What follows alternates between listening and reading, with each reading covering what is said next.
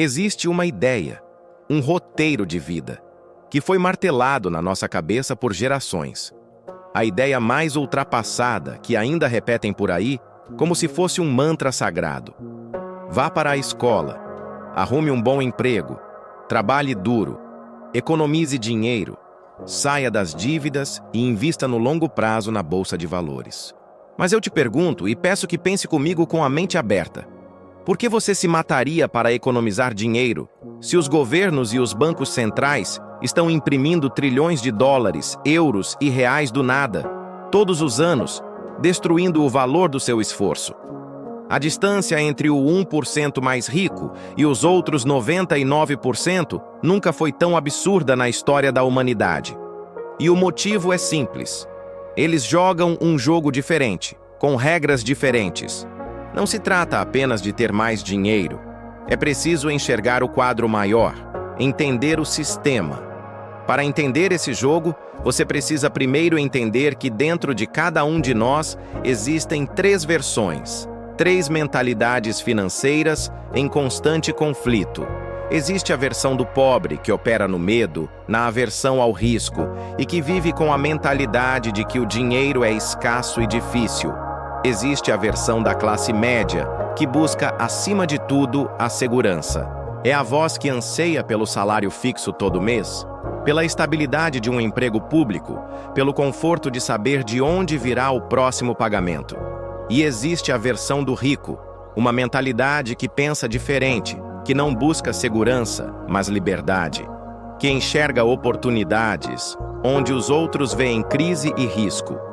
O grande problema é que todo o nosso sistema educacional foi projetado para fortalecer as 2 primeiras vozes e silenciar a terceira. A escola nos ensina a buscar um emprego, um salário, uma falsa segurança.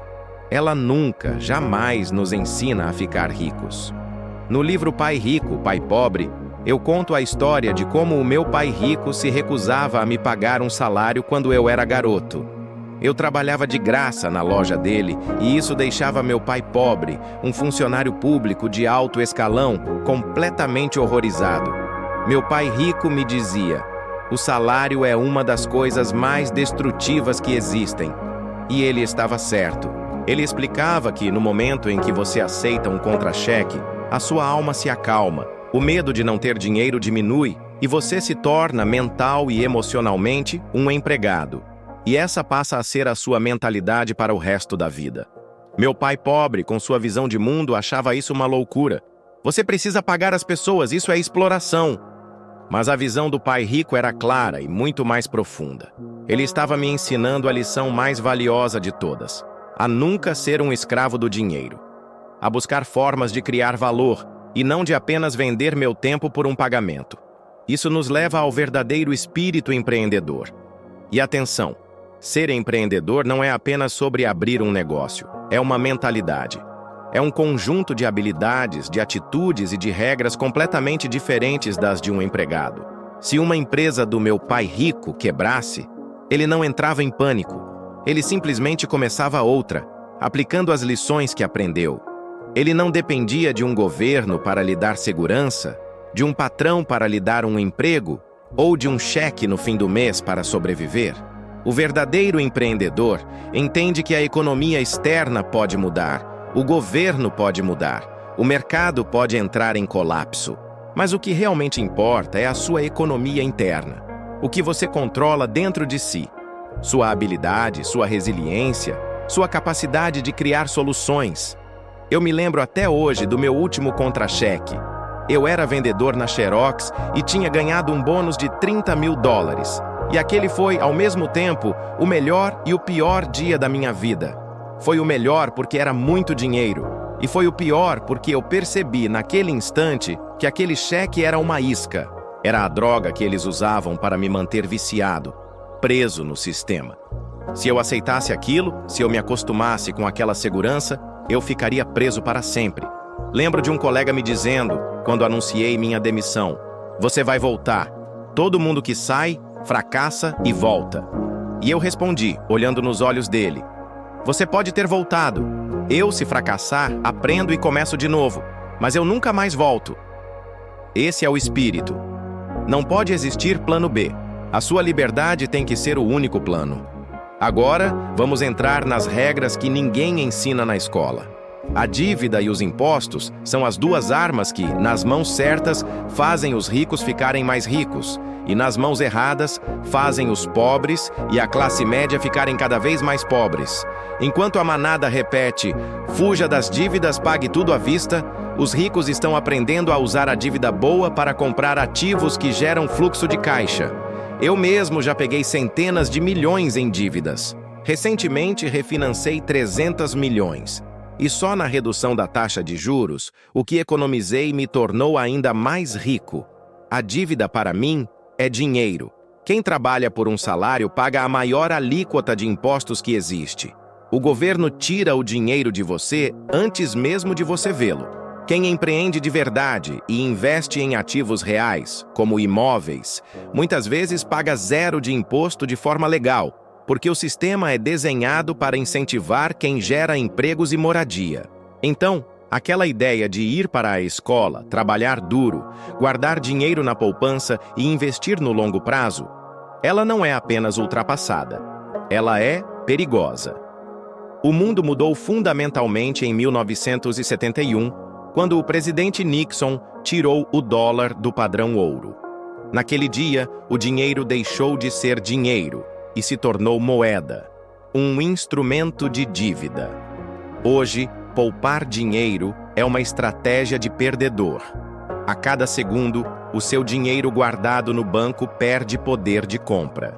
Os próprios bancos não querem o seu dinheiro. Eles mesmos podem criar mais dinheiro do nada, através de empréstimos.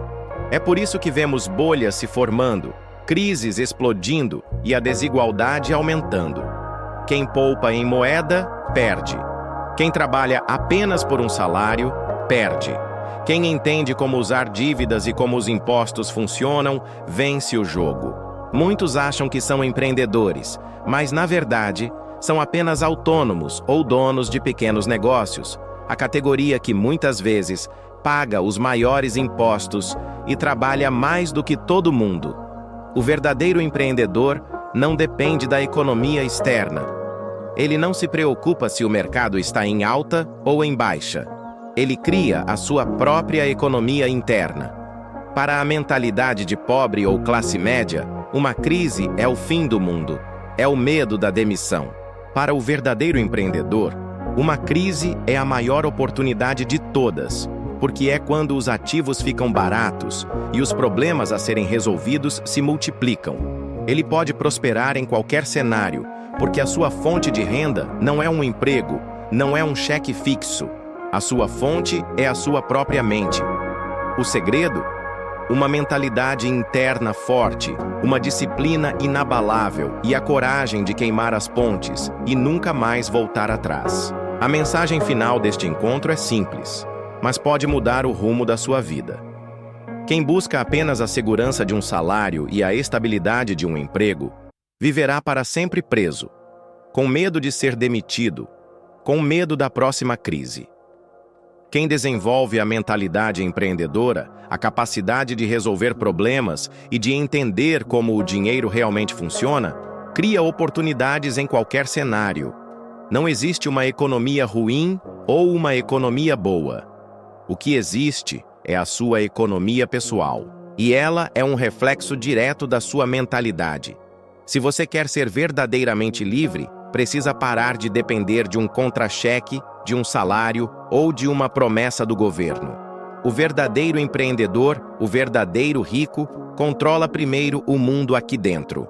Sua mente, seu caráter, seu conhecimento e sua disciplina. E só então, como consequência, o mundo lá fora se alinha a esse controle. O poder está dentro de você.